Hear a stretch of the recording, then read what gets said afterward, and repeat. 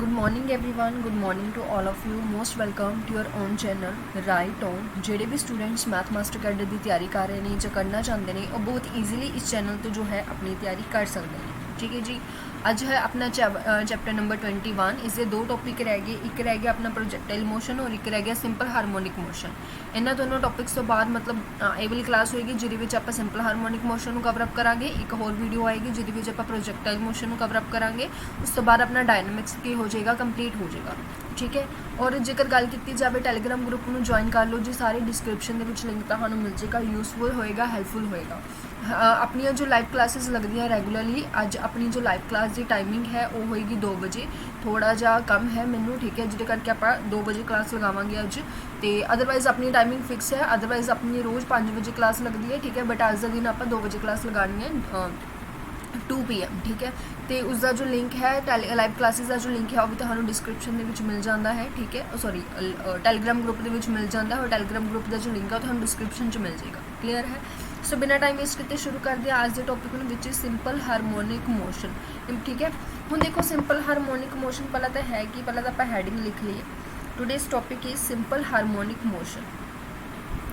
Simple harmonic motion. Sometimes ਤੁਹਾਨੂੰ ਇਹ SHM ਲਿਖਿਆ ਹੋਇਆ ਵੀ ਕਈ ਜਗ੍ਹਾ ਤੇ ਨਜ਼ਰ ਆਏਗਾ। ਇਸ ਦਾ ਮੀਨਿੰਗ ਸੇਮ ਹੀ ਹੈ, ਸਿੰਪਲ ਹਾਰਮੋਨਿਕ ਮੋਸ਼ਨ। ਤਾਂ ਸਿੰਪਲ ਹਾਰਮੋਨਿਕ ਮੋਸ਼ਨ ਹੁੰਦਾ ਕੀ ਹੈ?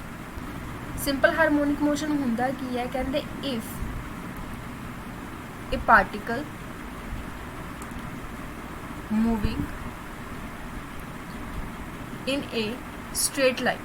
ਹੁਣ ਦੇਖੋ ਇੱਥੇ ਜੋ ਸਟ੍ਰੇਟ ਲਾਈਨ ਹੈ ਉਹ ਕੋਈ ਵੀ ਹੋ ਸਕਦੀ ਹੈ। ਠੀਕ ਹੈ, ਪਹਿਲੀ ਗੱਲ ਤਾਂ ਕੋਈ ਵੀ ਇੱਕ ਪਾਰਟੀਕਲ ਹੈ ਜੋ ਸਟ੍ਰੇਟ ਲਾਈਨ ਦੇ ਵਿੱਚ ਕੀ ਕਰ ਰਿਹਾ ਹੈ, ਮੂਵ ਕਰ ਰਿਹਾ ਹੈ। ਠੀਕ ਹੈ ਜੀ, ਸੱਚ ਦੈਟ ਹੁਣ ਜਿਹੜੀ ਇੱਥੇ ਸਟ੍ਰੇਟ ਲਾਈਨ ਹੈ ਉਹ ਵਰਟੀਕਲ ਵੀ ਹੋ ਸਕਦੀ ਹੈ, ਹੋਰੀਜ਼ੋਨਟਲ ਵੀ ਹੋ ਸਕਦੀ ਹੈ। ਕਲੀਅਰ ਹੈ ਇਹ ਗੱਲ? ਠੀਕ ਹੈ ਜੀ। ਹੁਣ ਕਹਿੰਦੇ ਪਾਰਟੀਕਲ ਜੋ ਹੈ ਮੋਸਟਲੀ ਆਪਾਂ ਹੋਰੀਜ਼ੋਨਟਲ ਲੈ ਲੈਂਦੇ ਹਾਂ। ਕਹਿੰਦੇ ਉਹਦੇ ਉੱਪਰ ਜੋ ਫੋਰਸ ਲੱਗ ਰਹੀ ਹੈ ਉਹ ਫੋਰਸ ਕੀ ਹੋਏਗੀ, ਉਸ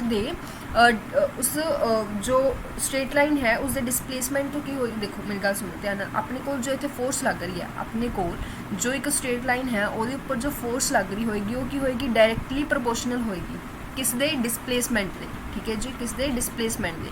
ਔਰ ਉਸ ਡਿਸਪਲੇਸਮੈਂਟ ਨੂੰ ਆਪਾਂ ਕੀ ਲੈ ਲੈਂਦੇ ਹਾਂ, x ਲੈ ਲੈਂਦੇ ਹਾਂ। With the help of diagram ਸਮਝਦੇ ਹਾਂ ਆਪਾਂ। ਦੇਖੋ ਇੱਥੇ ਲੈਟ ਕਰ ਲਓ, ਇਹ ਮੇਰੇ ਕੋਲ ਕੋਈ ਵੀ ਸਟ੍ਰੇਟ ਲਾਈਨ ਹੈ। ਠੀਕ ਹੈ ਜੀ, ਔਰ ਇਹਦੇ ਉੱਪਰ ਕੀ ਹੈ, ਕੋਈ ਨਾ ਕੋਈ ਇੱਕ ਪੁਆਇੰਟ O ਹੈ। ਠੀਕ ਹੈ, ਔਰ ਆਪਣੇ ਕੋਲ ਕੀ ਹੈ, ਕੋਈ ਪਾਰਟੀਕਲ ਜੋ ਹੈ ਉਹ ਪੁਆਇੰਟ ਦੇ ਉੱਪਰ ਪਿਆ ਸੀ, ਉਸਨੇ ਆਪਣੀ ਪੋਜੀਸ਼ਨ ਨੂੰ ਚੇਂਜ ਕੀਤਾ, ਪੋਜੀਸ਼ਨ ਨੂੰ ਚੇਂਜ ਕਰਕੇ ਉਹ ਇਸ ਪੋਜੀਸ਼ਨ ਦੇ ਉੱਪਰ ਆ ਗਿਆ, A ਦੇ ਉੱਪਰ ਆ ਗਿਆ। ਤਾਂ ਤੁਸੀਂ ਇਹ ਜੋ ਦੇਖ ਪਾ ਰਹੇ ਹੋ ਇਸ ਨੂੰ ਆਪਾਂ x ਦਾ ਨਾਮ ਦੇ ਦਈਏ, x1 ਦਾ ਨਾਮ ਦੇ ਦਈਏ।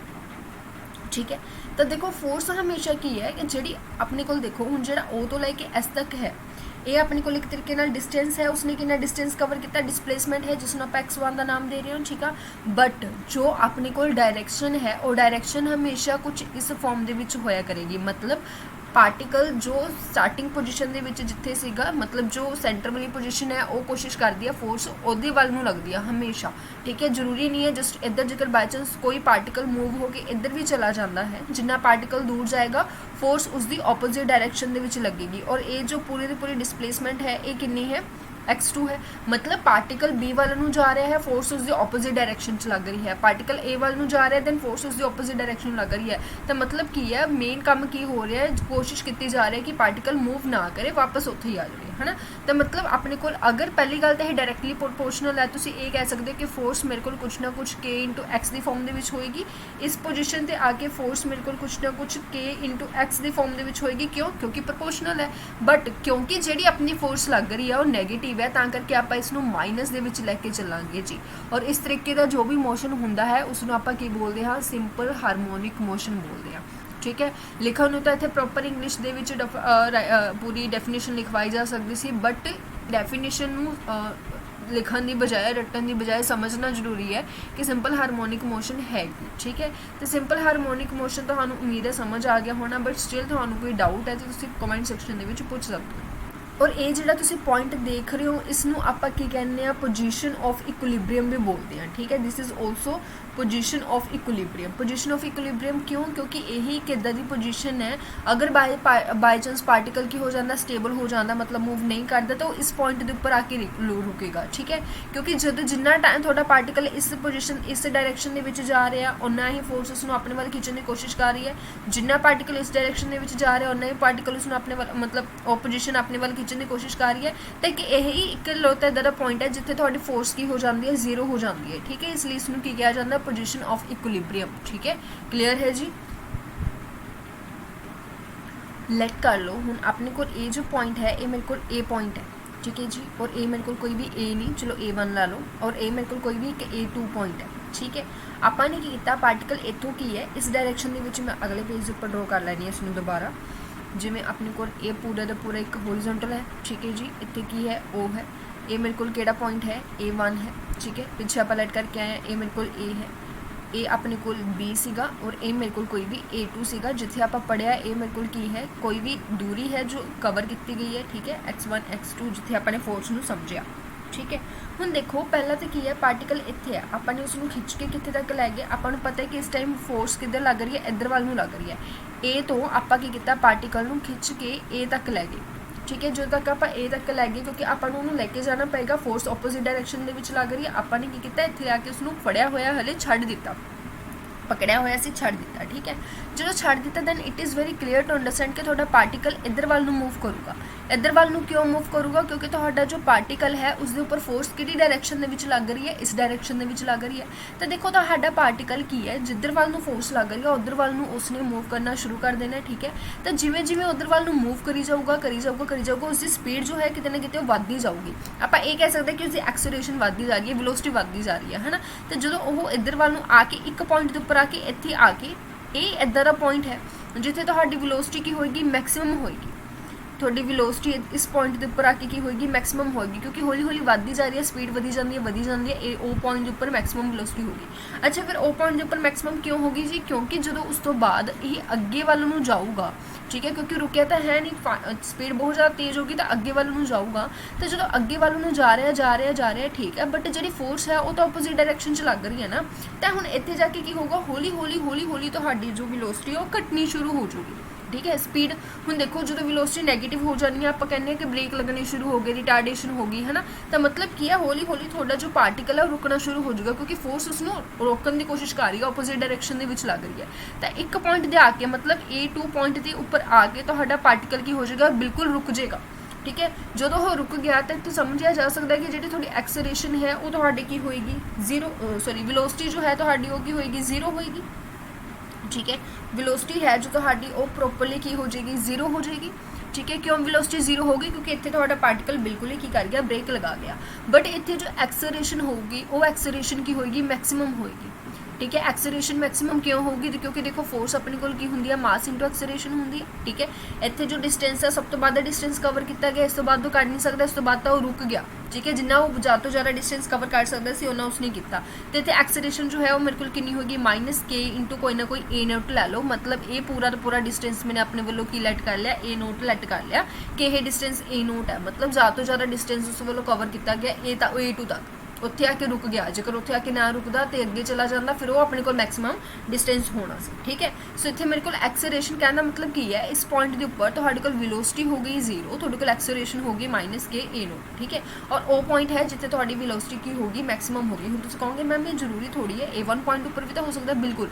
तो हुण देखो क्योंकि अपने कोल इत्थे आके की है वापस पार्टिकल थोड़ा इधर वाल नूं जाना शुरू कर रहा है, क्यों? क्योंकि हुण इत्थे आके वो रुक गया, जो रुक गया तो जिधर वाल नूं फोर्स लग रही है उधर वाल नूं थोड़ा पार्टिकल मूव करेगा, तो थोड़ा पार्टिकल ने इस डायरैक्शन दे विच मूव करना दोबारा शुरू कर दिता, ठीक है। जो दोबारा उस डायरैक्शन दे विच मूव करना शुरू कर दिता तो तुसीं आप ही समझ आ रहे हो कि जिस डायरैक्शन दे विच फोर्स लग रही है उस डायरैक्शन दे विच ही पार्टिकल मूव कर रहा है, तो हौली हौली उसकी जो स्पीड है वेलोसिटी है वो बढ़ती जाऊगी, और एट द पॉइंट O उसकी जो वेलोसिटी है वो की हो जाएगी मैक्सिमम हो जाएगी, बहुत ज़्यादा फास्ट हो जाएगी, ठीक है। और फिर जाके हौली हौली की है अगे वाल नूं वधदा जाऊगा, बट उसकी इतनी वेलोसिटी जो है वो घटनी शुरू हो जानी है। क्यों? क्योंकि हुण जो फोर्स है ओपोजिट डायरैक्शन दे विच लग रही है, ठीक है, क्योंकि हुण जो फोर्स है ओपोजिट डायरैक्शन दे विच लग रही है, तो एक पॉइंट के उपर आके उन्हें रुक जाना है, और जिस पॉइंट के उपर आके रुक जाना है उस पॉइंट के उपर थोड़ी वेलोसिटी की होएगी 0 होएगी, और थोड़ी एक्सेलरेशन की होएगी अगेन -k इंटू ए नोट होएगी। ठीक है, माइनस समझ आ रही हो तुसी, है ना। तो अपने को मतलब कहता है कि एक्सेलरेशन इत्थे मैक्सिमम होएगी और वेलोसिटी 0 होएगी। ठीक है जी, क्लीयर है जी। आह सारे पॉइंट्स सानू क्लीयर ने, तो मतलब काफ़ी हद तक चीज़ां ने जिहड़ियां तुहानू समझ आ जाणगियां। अच्छा, फिर इत्थे रुकूगा नहीं, इत्थे आके फिर रुक गया, फिर तुहाडा उधर वाल नूं लग रही है, फिर उधर चला जाएगा। ठीक है, फिर अगे जाके रुक जूगा। तो मेनली अपने इत्थे समझना की है कि अपनी मैक्सिमम जो वेलोसिटी है वो कित्थे हुंदी है, वेलोसिटी 0 कित्थे हुंदी है, तो मैक्सिमम एक्सेलरेशन कित्थे हुंदी है। ठीक है जी, and here our acceleration is 0, क्योंकि कितने कितने डिस्टेंस का 0 ही होंगे। ठीक है, तो ये तो हो गया। हुण अच्छा एक होर चीज़ अपने को जो सिंपल हारमोनिक मोशन तुसीं इत्थे देख पा रहे हो, दिस इज़ पीरियोडिक। ठीक है, एक ही होंदा है जी, पीरियोडिक मोशन होंदा है। पीरियोडिक मोशन का मतलब की हो गया कि जेकर तुसीं देख रहे हो कि जेकर तुसीं कहने हो कि हाँ जी असीं A1 तो लैके O तक डिस्टेंस ट्रैवल किया, जिन्ना भी इन्ना डिस्टेंस ट्रैवल करने दे विच टाइम लग्या होएगा वो किहदे इक्वल होएगा, वो O तो लैके A2 तक जिन्ना भी तुसीं डिस्टेंस ट्रैवल किया उहदे विच जिन्ना टाइम लग्या दोनों इक्वल होणगे, इसका टाइम और इसका टाइम इक्वल होणगे। ठीक है, जेकर तुसीं कहो कि मैं A2 तो लैके O तक गया उदों जिन्ना टाइम लग्या, या फिर O तो लैके A1 तक गया उदों जिन्ना टाइम लग्या, कि होणगे इक्वल होणगे। ठीक है, तो एक कंप्लीट ओसीलेशन का मतलब की हो गया कि अपने को पूरा का पूरा कंप्लीट सर्कल कंप्लीट करने दे विच कितना टाइम लगेगा, चारां नूं मिला के। ठीक है, कंप्लीट सर्कल हुण ऐदा नहीं है कि आप जस्ट O तो लैके A तक गए और ए तो लैके वापस O तक आ गए तो अपना कंप्लीट हो गया, नहीं जी। कंप्लीट दे विच अपने को हुण आपां वापस इत्थे तक जावांगे और वापस इत्थे तक आवांगे, पूरा एक सर्कल कंप्लीट होना जरूरी है। चाहे तुसीं O तो स्टार्ट करो, चाहे A1 तो स्टार्ट करो, तो कंप्लीट ओसीलेशन नूं तुसीं जिथों मर्जी स्टार्ट कर लो, A1 पॉइंट तो, A2 पॉइंट तो, O पॉइंट तो। ठीक है, तुहाडा जिहड़ा टाइम है वो सेम लगेगा, उहदे विच कोई भी चेंज नहीं आऊगा। ठीक है, ये सारी बेसिक जी इन्फॉर्मेशन सी किनूं लैके, सिंपल हारमोनिक मोशन नूं लैके। दैन हुण इहदे विच ओवरऑल अगर आप गल करिए जिवें अपने कोल कुछ इस तरीके नाल होएगा जी। ठीक है, this is A1 point, this is A2 point and this is our O। ठीक है, तो हुण पहली गल तो इहदे विच जो O है वो अपने कोल की है, O नूं आपां किस पोजीशन के नाम नाल जानदे आ, O नूं आपां कहंदे आ मीन पोजीशन। ठीक है जी, वो किहड़ी पोजीशन हुंदी है, मीन पोजीशन हुंदी है, और इस पोजीशन के उपर जिहड़ी तुहाडी वेलोसिटी है वो की हुंदी है, मैक्सिमम हुंदी है। ठीक है, और जिहड़ी तुहाडी एक्सेलरेशन है मीन पोजीशन के उपर तुहाडे कोल की हुंदी है, 0 हुंदी है, जो आप प्रीवियस डिस्कस कर चुके हैं। अगर आप गल करिए A1 दी, A2 दी, A1 ते जो A2 है वो दोनों की हुंदियां ने एक्सट्रीम पोजीशनस हुंदियां ने। इन्हां नूं आपां किस नाम नाल जानदे हां जी, एक्सट्रीम पोजीशनस के नाम नाल जानदे हां। ठीक है, एक्सट्रीम पोजीशन के उपर की हुंदा है, इत्थे एक्सट्रीम है। ठीक है, एक्सट्रीम पोजीशनस हुंदियां ने ये, और ये उपर की हुंदी है, तुहाडी जो वेलोसिटी है वो 0 हुंदी है, बट जो एक्सेलरेशन है वो तुहाडे कोल इत्थे की होएगी जी, मैक्सिमम होएगी। ठीक है, और जिहड़ा तुहाडे कोल मोशन हुंदा है, ये मोशन की हुंदा है, पीरियोडिक हुंदा है, नो डाउट। ठीक है, अगर आप गल करिए नैक्सट कहंदे जेकर तुसीं OA दी गल कर रहे हो, हाँ जी, तो कहंदे OA1। ठीक है, ए वाला ते ए वाला, इन्हों दोनों नूं आपां किहदे इक्वल रखदे आ, आपां कहंदे आ कि OA1 एंड OA2 बिल्कुल किस दे इक्वल है, A नोट दे इक्वल है, और इन्हों आपां की कहंदे आ, एम्पलीट्यूड कहंदे आ। ठीक है, एम्पलीट्यूड। ठीक है, तो आपने की मन्निया कि यह डिस्टेंस कितना है, A नोट है। ठीक है जी, क्लीयर है। हुण अगे चलते हैं, अगे डिस्कस करते हैं ओसीलेशन बारे। ठीक है, let this is 0 point, this is A1 and this is A2। तो ओसीलेशन की हुंदा है, ओसीलेशन, हाँ जी, ओसीलेशन देखो, ओसीलेशन दे विच की हुंदा है, कहंदे पूरा 1 सर्कल कंप्लीट करके की बनता है, ओसीलेशन बनता है। हुण जेकर आप A1 तो स्टार्ट करते हैं, हुण देखो ओसीलेशन स्टार्ट करने के टाइम हो सकता तुसीं A1 तो स्टार्ट करो, तो A1 तो पहला O कोल जाओगे। ठीक है जी, O तो कित्थे तक जाओगे, A2 तक जाओगे, A2 तो कित्थे तक जाओगे, O तक जाओगे, O तो कित्थे तक जाओगे, A तक जाओगे। नाल नाल डायग्राम दे विच भी देखते रहियो, समझ आ जाऊगा। ठीक है, कि पहला आप A1 तो O तक जावांगे। ठीक है, फिर O तो A2 तक जावांगे, फिर A2 तो O तक जावांगे, और O तो A1 तक जावांगे। ठीक है, तो इत्थे अपना एक कंप्लीट हो जाता। हुण जरूरी नहीं है कि A1 तो ही स्टार्ट करना है, जेकर तुसीं O तो स्टार्ट करते हो, O तो A1 तक जाने हो, फिर A1 तो वापस O तक आने हो, तो O तो A2 तक जाने हो, और A2 तो वापस O तक आने हो, तो वो भी की होएगा, अपना ਕੰਪਲੀਟ ਓਸੀਲੇਸ਼ਨ ਹੋਏਗਾ। ਠੀਕ ਹੈ, ਸਿਮਿਲਰਲੀ ਜੇਕਰ O ਤੋਂ ਤੁਸੀਂ A2 ਤੇ ਜਾਂਦੇ ਹੋ, A2 ਤੋਂ ਵਾਪਸ ਕਿਤੇ ਆਉਂਗੇ, ਫਿਰ O ਤੇ ਆਉਂਗੇ। ਠੀਕ ਹੈ, ਤਾਂ ਨਾਲ ਨਾਲ ਦੇਖਦੇ ਰਹੋ, ਤੁਹਾਨੂੰ ਕੰਪਲੀਟਲੀ ਸਮਝ ਆ ਜਾਊਗਾ, ਕੁਛ ਵੀ ਮੁਸ਼ਕਿਲ ਤਾਂ ਹੈ ਹੀ ਨਹੀਂ, ਕਿਉਂਕਿ ਬਿਲਕੁਲ ਬੇਸਿਕ ਜੀ ਗੱਲ ਹੈ। ਠੀਕ ਹੈ, ਤਾਂ ਇਹ ਵੀ ਆਪਣੇ ਕੋਲ ਕੀ ਹੋਊਗਾ, ਕੰਪਲੀਟ ਓਸੀਲੇਸ਼ਨ ਹੋਏਗਾ। ਠੀਕ ਹੈ ਜੀ, ਅਗਰ ਤੁਸੀਂ ਸਟਾਰਟਿੰਗ ਕਰਦੇ ਹੋ O2 ਤੋਂ ਤਾਂ ਕੋਈ ਫਰਕ ਨਹੀਂ ਪੈਂਦਾ। ਹੁਣ ਤੁਸੀਂ ਇੱਕ ਚੀਜ਼ ਇੱਥੇ ਅਬਜ਼ਰਵ ਕਰ ਪਾ ਰਹੇ ਹੋ, O2 ਤੋਂ ਪਹਿਲਾਂ A ਤੱਕ ਜਾਓਗੇ, ਹਾਂਜੀ O ਤੋਂ ਫਿਰ A1 ਤੋਂ O, ਠੀਕ ਹੈ, ਐਂਡ O ਤੋਂ A2। ਤੁਸੀਂ ਇੱਕ ਚੀਜ਼ ਅਬਜ਼ਰਵ ਕਰ ਪਾ ਰਹੇ ਹੋ, ਜਿੱਥੋਂ ਤੁਸੀਂ ਆਪਣੇ ਓਸੀਲੇਸ਼ਨ ਦੀ ਸਟਾਰਟਿੰਗ ਕਰ ਰਹੇ ਹੋ, ਐਂਡਿੰਗ ਵੀ ਉੱਥੇ ਹੀ ਹੋ ਰਹੀ ਹੈ। ਜਿੱਥੋਂ ਸਟਾਰਟਿੰਗ ਕਰ ਰਹੇ ਹੋ ਉੱਥੇ ਹੀ ਐਂਡਿੰਗ ਹੋ ਰਹੀ ਹੈ, ਜਿੱਥੇ ਸਟਾਰਟਿੰਗ ਕਰ ਰਹੇ ਹੋ ਉੱਥੇ ਹੀ ਐਂਡਿੰਗ ਹੋ ਰਿਹਾ, ਜਿੱਥੇ ਸਟਾਰਟਿੰਗ ਕਰ ਰਹੇ ਹੋ ਉੱਥੇ ਹੀ ਐਂਡਿੰਗ ਹੋ ਰਿਹਾ। Starting point and ending point is same.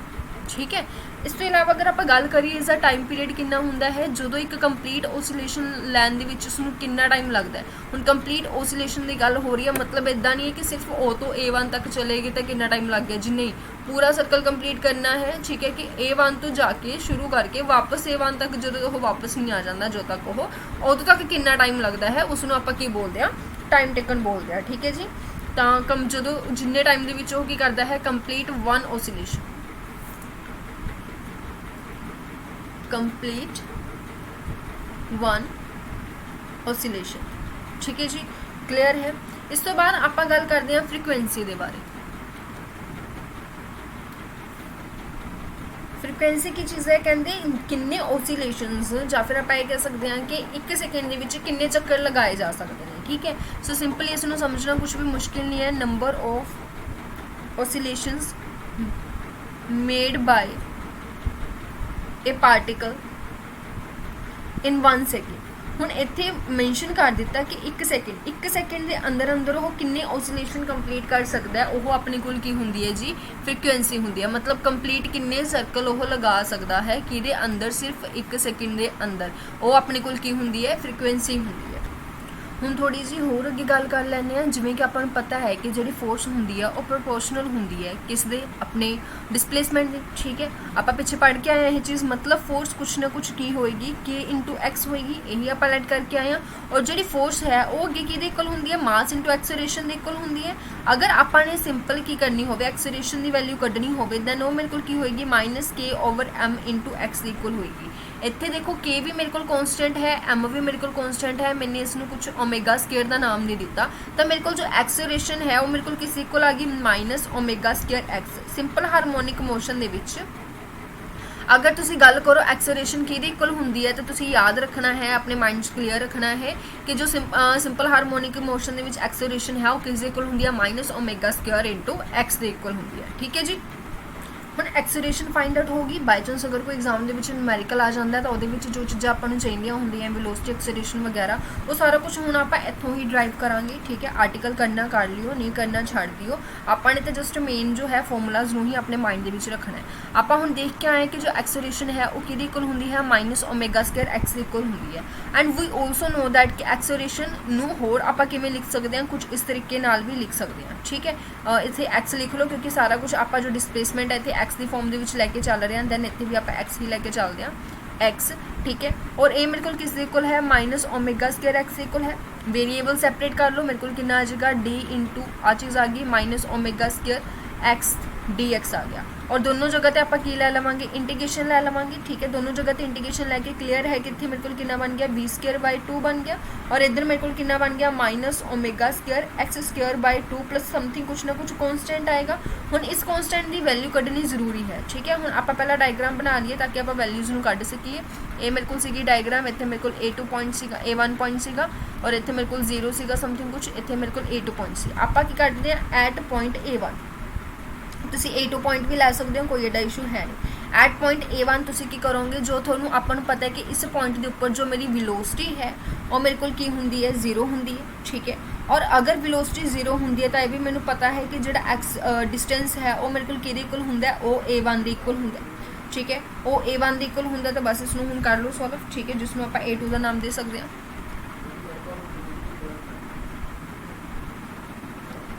This is also equal to A0। ठीक है जी, चलो करिए फिर सॉल्व। हुण इत्थे देखो वेलोसिटी की वैल्यू मैंने पुट कर दी तो मेरे को 0 बन गया which is equal to minus omega square. X की वैल्यू मैंने इत्थे पुट कर दी which is A naught square by 2 plus constant. तो मैंने इत्थे की कीती कॉन्सटेंट की वैल्यू कट ली। कॉन्सटेंट की वैल्यू मेरे को कितनी आ गई, मेरे को आ गई omega square A naught square by 2। हुण इस कॉन्सटेंट की वैल्यू मैं किहदे विच पुट कर देना है, इस दे विच पुट कर देना है। दैन मेरे को की बन जाएगी आइडेंटिटी बन जाएगी, मेरा फॉर्मूला बन जाएगा। मेरे को की आ गया B square by 2 which is equal to minus omega square X square by 2 plus C की जगह तो मैंने की पुट कर दिता omega square A naught square by 2। ठीक है, हुण इत्थों मेरे को की हो गया, मैनू नज़र आ रहा है कि 2 तो मेरे को कॉमन निकल के कैंसल ही हो रहे हैं। तो मेरे को कितना बन गया B square is equal to नाल मेरे को ओमेगा स्क्वायर कॉमन भी आ रहा है, मेरे को कितना बन गया A naught square minus x square. तो मेरे को एक होर फॉर्मूला जो है बन के ये कोल आ गया विच इज़ जिन्होंने आप कई बार इदा भी यूज़ कर लें कि B is equal to omega इतने इज इक्वल टू है B is equal to omega A naught square minus x square.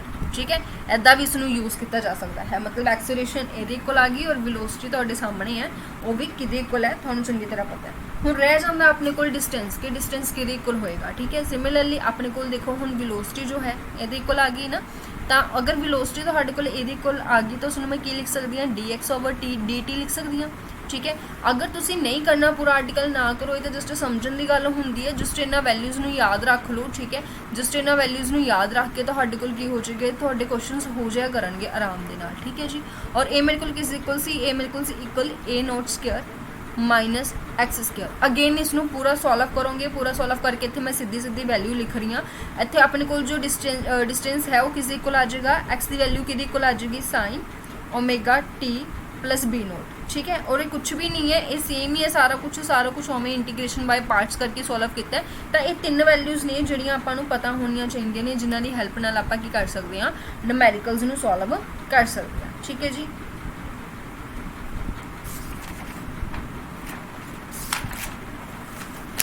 तो ये तो हैगा सीगा अपना simple harmonic motion. Simple harmonic motion के विच 2 केस होर बनते हैं। ठीक है, उन्होंने केसिस नूं डिस्कस कर लेने हैं, फिर ये टॉपिक कंप्लीट हो जाना है अपना। एक केस अपने कोल की बनता है केस फर्स्ट केस अपने कोल की बनता है, कहते जो जो टाइम है वो कितों मेजर किया जाता है, ओ तो मेजर किया जाता है। When time is measured from centre, मतलब ओ तो मेजर किया जाता है। ठीक है, ओ तो मेजर किया जाता है। देखो ओ दे उपर अपने को एक बारी तो की होएगा टाइम भी 0 होएगा नो डाउट, और ओ दे उपर अपने को डिस्टेंस भी 0 है क्योंकि उत्थों तो हाले पार्टिकल ने स्टार्ट करना है। ठीक है, अगर अपने को ओ दे उपर टाइम भी 0 है डिस्टेंस भी 0 है तो जो हुणी आप एक्स की वैल्यू कट के हटे हाँ which is A naught sine omega t plus B, ये वैल्यूज़ पुट कर दो। ये वैल्यूज़ पुट करोगे तो थोड़े को कितना आ जाएगा, हाँ जी एक्स की वैल्यू 0 है। ठीक है जी, ए नोट नू एज इट इज़ रखो, साइन ओमेगा नू भी एज इट इज़ रखो, टाइम 0 है तो मेरे को 0 ही बन गया पूरा का पूरा बी नोट। ठीक है, तो इतों मेरे को की बन गया, इतों मेरे को बन गया sine B naught is equal to 0। ठीक है, मतलब जो बी नोट है वो भी मेरे को कितना आ गया 0 आ गया। ठीक है, तो मतलब की हो गया बी नोट की वैल्यू 0 होगी, उस वैल्यू ने ये पुट करांगे तो मेरे को जो डिस्टेंस है वो मेरे को किस इक्वल आ जाएगा, वो मेरे को आ जाएगा X is equal to A naught 1 minute ये थोड़ा जा हो जाता है, X is equal to A naught sine omega T. ठीक है जी, again is the one more time derivative कर दो, थोड़े को की आ जाएगी वेलोसिटी आ जाएगी तो डिस्टेंस ये इक्वल होया करेगा। वेलोसिटी मतलब first order derivative with respect to t, और थोड़े को की इक्वल हो जाए करेगा ए नोट साइन का तो की होंगे जी अपने को कोस ओमेगा टी, एक बार ओमेगा टी का भी करोगे तो नाल कितना आ जाएगा ओमेगा मल्टीप्लाई दे विच आएगा। ठीक है, तो मतलब जो तुसी की कर रहे हो टाइम मेजर कर रहे हो सेंटर तो थोड़े को सारा कुछ जो वैल्यूज़ ने कुछ इस तरीके नाल आएंगियां। ठीक है, एस और एक्स। ठीक है, acceleration one more time derivative acceleration आ जाएगी। ठीक है, बट अगर यही तुसी की कर रहे हो डिस्टेंस मेजर कर रहे हो एक्सट्रीम पोजिशन तो मतलब A1 या A2 तो थोड़े को की होया करेगा, अगर तुसी एक्सट्रीम पोजिशन ये अपने को बनेगा केस 2। अगर थोड़े को एक्सट्रीम पोजीशन तो तुसी कर रहे हो, मतलब A1 तो अपना जो डिस्टेंस है वो मेजर कर रहे हो, टाइम मेजर कर रहे हो, ठीक है। देन उत्थे अपने को देखो टाइम तो अपने को की होएगा 0 होएगा, क्योंकि स्टार्टिंग दे विच दा टाइम अपने को 0 ही हुंदा, ठीक है। एंड बट जो x की वैल्यू है वो x की वैल्यू कुछ की होएगी A0 होएगी। तो बस हुण जिथे जिथे तुसी 0 पुट किया सी उत्थे उत्थे A0 पुट कर दिओ, ठीक है। थोड़े कोल की देखो की हो जाएगा A0 sine omega t plus B0 which is equal to x, t की वैल्यू 0 पुट करांगे मेरे को कितना बन गया A0 sine B0 which is equal to A0, ठीक है जी। A0 नाल A0 ने की हो जाना कैंसल, का मतलब B0 की वैल्यू मेरे को कितने ना कितने कितनी आ गई 90 डिग्री आ गई। 90 डिग्री क्यों आ गई जी, क्योंकि मेरे को इज इक्वल टू 1 आ जाऊगा, है ना। तो B0 की वैल्यू 90 डिग्री आ गई। इतों मैं हुण x भी कढ़ सकती हाँ, x की वैल्यू मेरे को कितनी आ जाएगी A0 sign 90 plus omega T, मतलब कोस ओमेगा टी बन गया। तो मतलब इतने मेरे को जो डिस्टेंस हो मेरे को कितना होएगा कोस ओमेगा टी होएगा। Similarly one more time derivative करके वेलोसिटी फाइंड आउट की जा सकती है, आराम नाल हो आ जाएगी थोड़े को। इन जनरल अपने को कितनी होंगी minus A0 sine omega T into omega, ठीक है जी। क्लीयर है। तो बस ये सीधे सीधे फॉर्मूलाज ने जोड़े आपको पता होने चाहिए ने, इन्हों की हेल्प नाल ही जो की किए जा सकते हैं क्वेश्चंस किए जा सकते हैं, ठीक है। चलो